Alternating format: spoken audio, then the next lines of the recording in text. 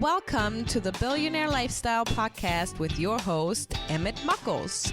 Please visit iTunes, Stitcher, or emmettmuckles.com to listen to all the episodes for free.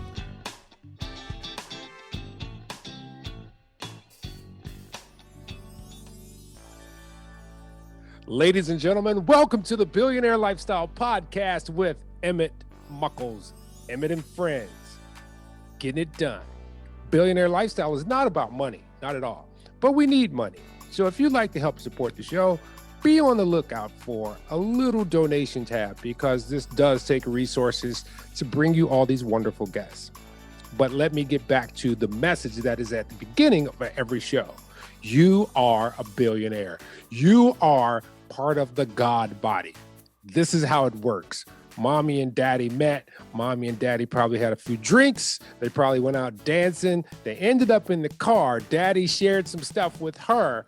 And when you give a woman something, she will make something of it. What happened? 2 became 4, 4 became 8, 8 became 16. At the 30-day mark, you were over 1 billion sales and you couldn't even grab a tennis ball. You couldn't even put your feet on the ground. You still had about 8 months to go before you ventured into the trillion zone. This is how valuable you are. You are a spiritual being having a physical experience. We have issues with the being part. That's why I'm here to help you navigate that. And today, I have someone who has found his being part. He's understood what he needs to do, and he's getting it done. Justin Harris, what's going on, brother? What's going on, brother? Doing well, doing well. You know, another beautiful day. Happy to be alive and feeling good. So you are taking life by the reins, coaching, setting goals. Now this is so, and this is why I had to have this gentleman on, because he is exemplifying the thing that we all struggle with. We think of concepts, we go, yeah, one day I'm gonna be a pro skateboarder, but then we sit on the couch, we don't get a skateboard. So he set a goal and then he put it into action. But here's the thing about it: he put into action and he let the world know. It's kind of like when you say, hey, dog, I'm going to be in the NBA one day. And you go, yeah, right. You're like, no, I'm going to write it on a billboard so everyone knows that I'm going to be in the NBA one day. And Justin, you tell me how you came up with this, because you said you're going to make $1 million in a year. You know, I had to put it out there, and exactly what you said. If you say you're going to be in the NBA, you have to get off the couch. You're going to be the pro skateboarder, you got to get off the couch. So this is me getting off the couch to say, how can I take action and how can I do it? And I said, put it out there, let it be known. And then also too, I looked at it and said that I think if you look at the numbers of what it takes, focused action can get you there, but you got to make sure it's commitment, right? The commitment is putting it out there, because you knowing it, your listeners knowing it, there's no backing out, right? It's literally, most people don't tell it to anyone else except for themselves or their phone. They're like, I will do this.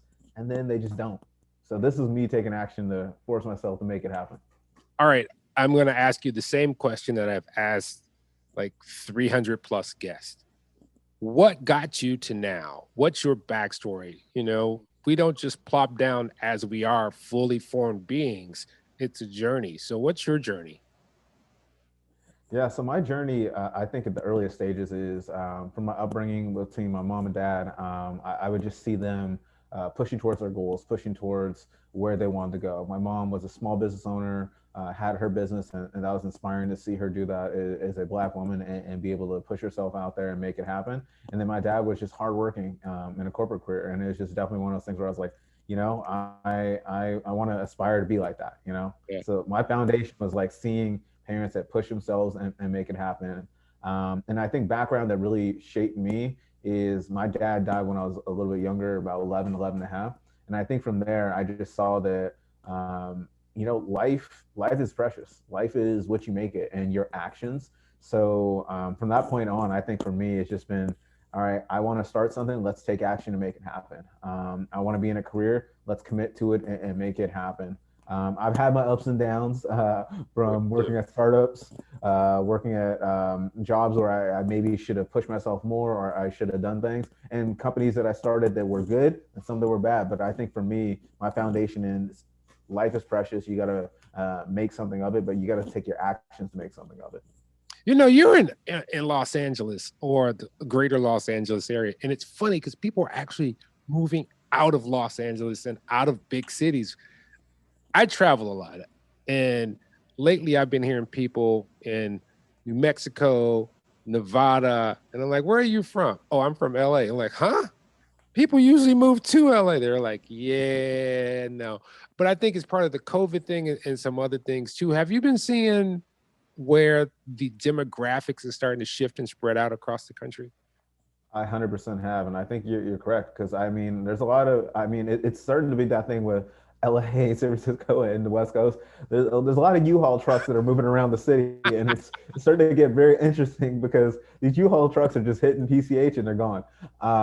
So it is definitely shifting where a lot of people are moving, and I mean, since I've been here and grown up here, like I haven't seen this many for rent or for lease for sale signs in a while. Oh, So yeah, so demographics are definitely shifting where I think there's some movement between COVID, between people reassessing where they want to be and some priorities there.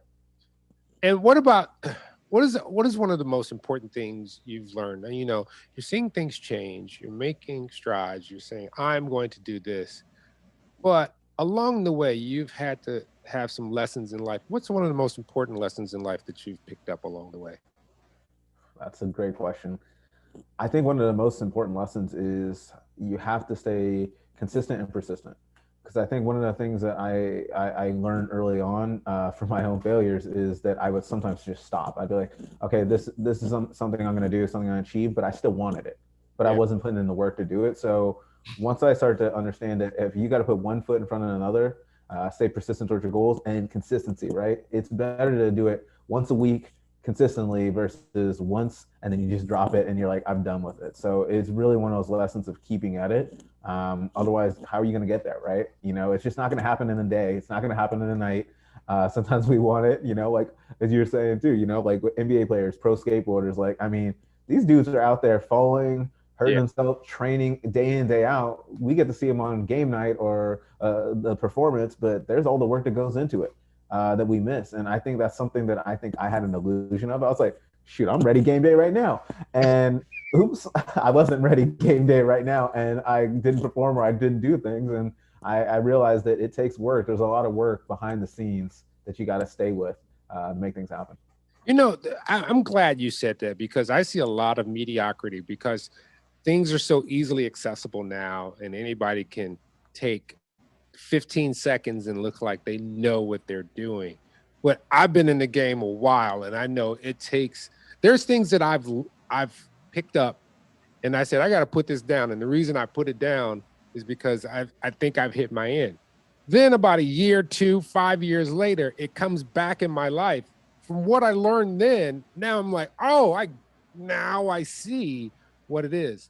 And someone told me this one time about life. Sometimes you can be too close to things to see how it actually works. And you have to step away from it. You come at it with fresh eyes, and it becomes so apparently easy to you.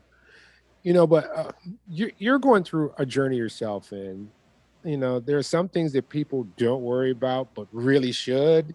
And I think you've pinpointed some of those things. Oh, can you explain those to us? Yeah, and I think some of the things that people should focus on and worry about are like, what are your values? What are those things that are important to you? Because those foundational things will be there, right? But Yeah. sometimes we start with, I want to do this. And even too with my goal, like, hey, I want to drive towards this big goal. But the main thing is like, I know what my values are at and why this is important to me. But if you don't start with the why it's important and your values and make sure those things connect, a lot of times we just run towards something and then maybe we achieve it and we don't feel fulfilled, right? We're like, oh man, I thought once I hit this goal, I was going to be happy, smiling. And the whole way there, you weren't smiling at all, just pushing, pushing, pushing. And you miss something along the way. And I think that journey is important, you know, and making sure along that journey, you observe what's going on, you look around you, you stay woke to the journey that you're on. You know, one of the things that I figured out this, and I don't think many people understand it. Sometimes you get to a goal and that goal is complete, but you needed that goal to do the next thing. Mhm. Like there are things that I have picked up. For instance, I'm into CNC working now. So I have machines and I'm programming stuff. I had one a couple years ago, was so frustrated with it that I sold it. But then I went and bought a bigger one and I just took right to it like, oh yeah, I'm like making all this stuff. But it was one of those things you have to go through, you have to learn, you have to figure it out. And then you have to have some level of success, but there's greater success because you have that as part of your component in your arsenal. Now, I got to ask you. So you said, when did this come about? You said, I'm going to make $1 million. I'm going to document the process. I'm going to let everybody see that I'm about my salt. Were you just sitting on the couch, Netflixing and chilling, got your partner next to you, got a bottle of rosé, or, well, in a lot of states, there's things that are legal now that you you know what I'm saying? If he was just chilling, he was like, and you had one of those epiphany moments like, oh, babe, this is what I'm going to do. You're killing me here, so I'm just dying laughing. But it's one of those things that I think with 2020 and all that was going on, I really was sitting down and I was like, what do I want to work on? Where do I want to go next? And I think a big thing for me is making an impact in my life, but making an impact in other people's lives around me. And when you look at the rate of a lot of communities, the chance of becoming a millionaire, it's very small, or the chance of reaching 1 million. And I was like, what if I can document a process here that shows what you can do? And I'm gonna try and condense that process down really fast and just do it in like a time period that people can hold on to, look at, and see that it is possible. Let's just make that happen. Let's see what can happen from that. So I think I push myself to say, hey, 2021's coming up. You're gonna put up or shut up, Justin. And this was like in the middle of the year around my birthday time in July. And I think sometimes around our birthdays, we were and we were like, man, what should I do? Where am I at? And so it did take time. I had to wait until the end of the year, and I was like, I am going to do this. Let's make it happen, and let's show the process, because with showing the process, then people can see it's real. Because a lot of times, like we say, you see the person accept the trophy, but you don't see the work getting to that trophy. So I was like, this is a good way to be able to show that.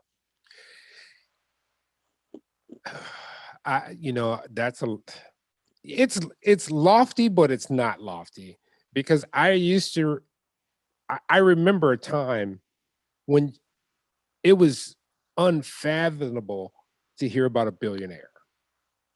But because of our fiat system and how we've devalued the dollar, $1 billion is nothing now. So $1 million is really not hard to attain, but it's the timescape that you put it in. I'm like, this would be dope, though. I'm gonna tell you, this would be super dope if, like, let's say December 31st, no, December 30th, right? You're sitting at home and you're like, I'm only like $10 in. What am I going to do? And then you turn on the TV and there's the Powerball and you hit for $5 million. It's a wrap, son. I told you I could do it. Wu-Tang. Well, along the way, I'm gonna have to buy a few lotto tickets here just to cover it. You always gotta have insurance, right? Just make sure the Powerball is real big right now. So if I get it, technically I hit the goal. That's what I'm saying. You just, and this is the reason I said it like that is because I often talk to God and I ask God for things, and I picture it in a succinct manner. I picture it manifesting in a succinct manner. And then when it doesn't show up like that, we're a little miffed. But it will show up. It just doesn't have the exact form. Sometimes it doesn't even look like what you pictured, but you are there. And that's why I brought up that scenario, because sometimes things come to you in different forms and different energies. But I want to ask you, when did you start your coaching life? Yeah, so that's something that I actually, from my early years of college, I just started like working with people, helping people, and doing internships. And then small businesses were saying, "Hey, I need some help," and I was like, "Well, I understand how to do this. I can help you with marketing." Like early days of social media, early days of things. And then next thing you know, I was like, "I think I'm pretty good at this. I can figure this out." I've started my own projects. I started my own side hustles. Let's do this. And I just would pick clients up along the way. And it's something too over the past few years I've just been building more and more, where it's been more of my profession. Whereas before I was like not confident in myself. I was just like, I think I can do this, but then people are paying me, but Yeah. am I good? And then it's one of those things that sometimes you gain a little bit more confidence, and you're like, wait, I can do this. People are paying me. That means it must be real. Something's going on here. Right. So definitely one of those things. It was a trial and error that it grew on me, and learned along the way. Now, I give you great kudos because I know where you live, and I also know what the cost of living is. Like the goal that you're actually saying is like minimum wage. Yeah, this will just allow me to eat, Yeah, California eating, so yeah, there's because I a was few salads, there's a few California salads, uh, right. Get you a couple chai teas and you're good to go. I was talking with a friend of mine who I met at Podcast Movement in Anaheim, right? He lives out in Los Angeles. I think he's from the Midwest originally. And I was like, yeah, man, how much is an apartment? And he was like, you don't even want to know. I was like, and he told me a number, and I was like, are you living on the beach? He was like, no, I live in the hood. He was like 2, 3, 4,000 is not unheard of. So, it's relative because if someone is in Tennessee and they're hearing you and they're like, whoa, that is super lofty. But from where you are, that's really not that lofty. I mean, and it's very attainable because there's so many avenues that you have there. What are you doing to bring people into this project outside of the website? Do you have Instagram, Facebook? Are you doing journals that allow people into this scope to know what it is that you have available for them to be involved with or to just use your talents? Yeah, no, I think that's a great question. And I was going to say, yeah, little expensive. I will say I'm not going to throw numbers out because people will be like, "Oh, that's ridiculous." But your friend is correct, and you're correct. But in terms of like sharing, I am starting on Instagram and sharing my journey there. Twitter, I'm just tweeting as I go along. Like, here's what I've been working on. Here's what's going on. And then my blog. I've been starting to blog with weekly updates.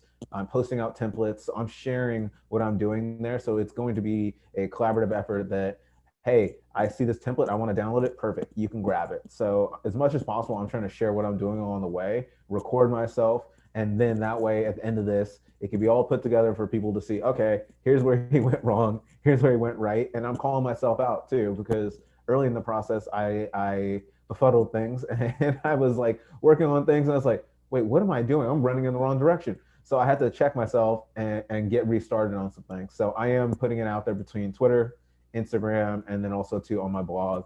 Those are the three primary areas I'm updating. So, right after this interview, you have to book another interview for December. Yeah, I think this Powerball better hit. I'm looking at the ticket.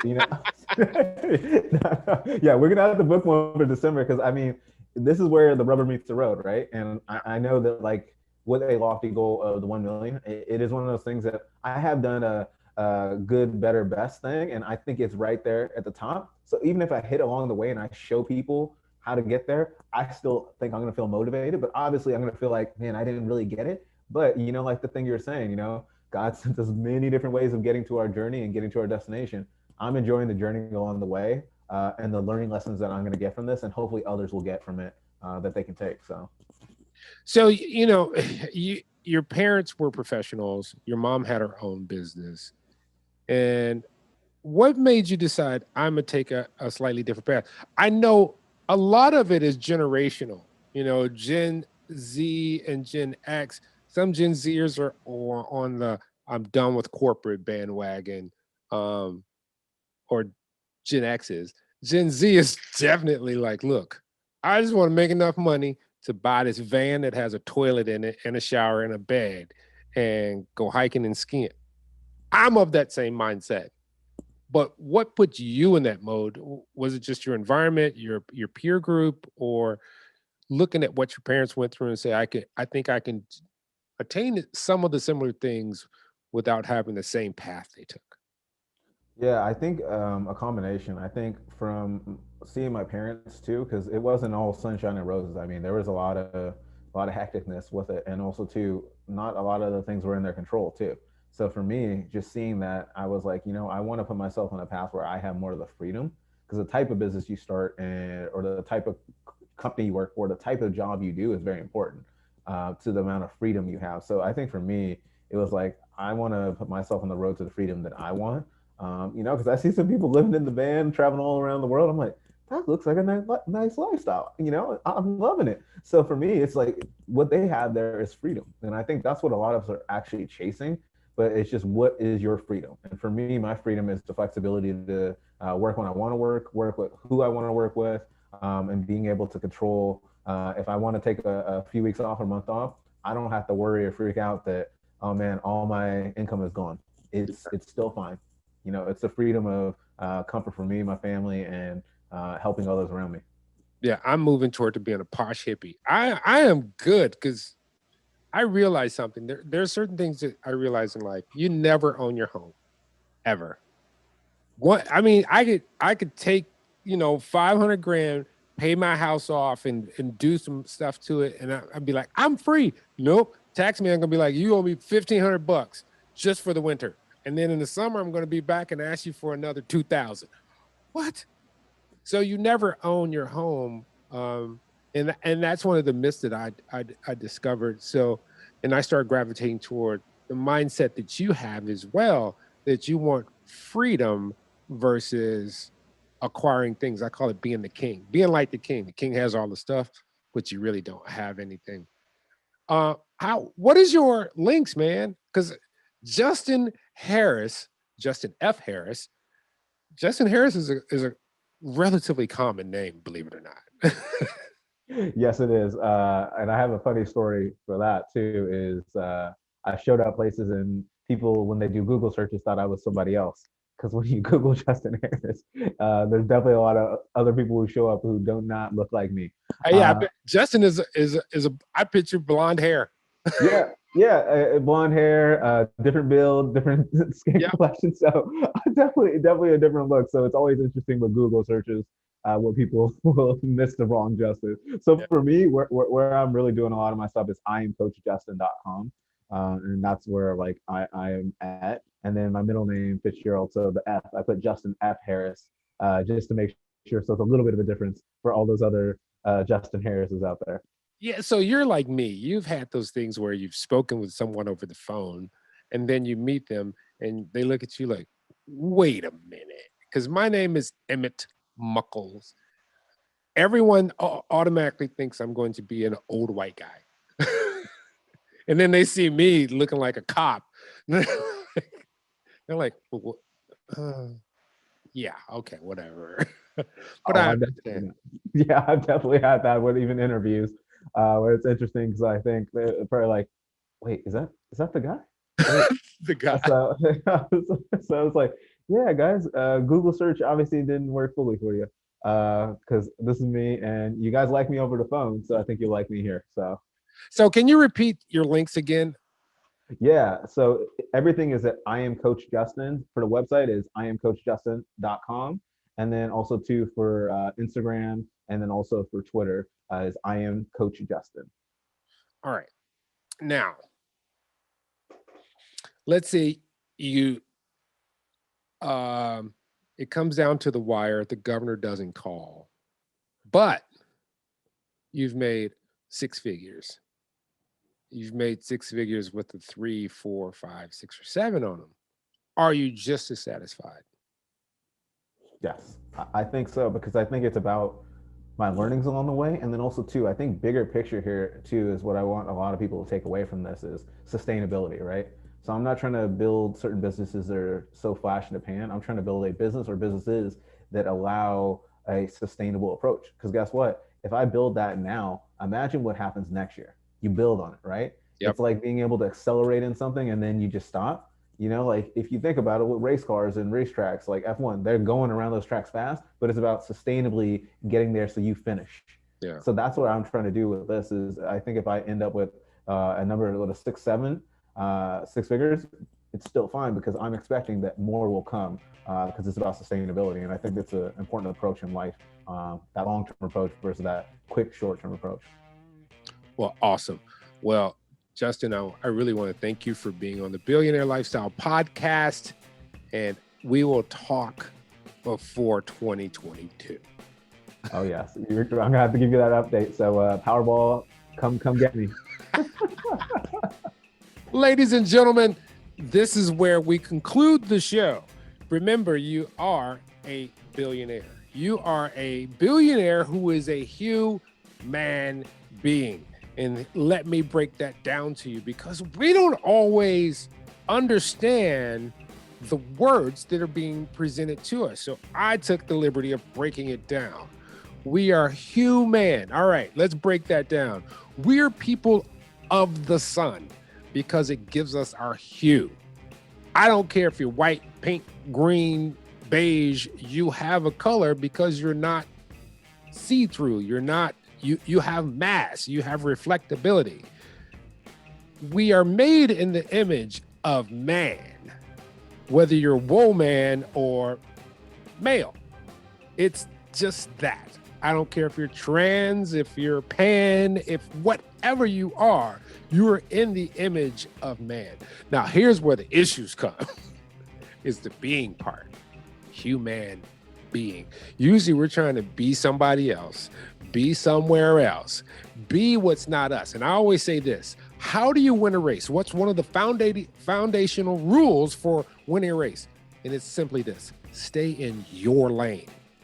Figure out what your lane is and stay in that. Stop worrying about what everybody else is doing. You can look at them for inspiration, but stay in your lane. And this is the other thing, love. It starts with yourself. So the next time you go into the shower in the bathroom and you take that shower or bath, you get out, leave your robe and towel on the floor and look at yourself in the mirror. That is your God body. We can't make you. No one else can make you. It's you. Appreciate and love that which reflects back to you in the mirror, but do it in the physical form. The next time you see another entity that is just like you, who's probably dropped their towel or needs to drop their towel, treat them with love, honor, and respect. Until next time, love you all. Deuces. Peace. Oh man, I love that. I love that.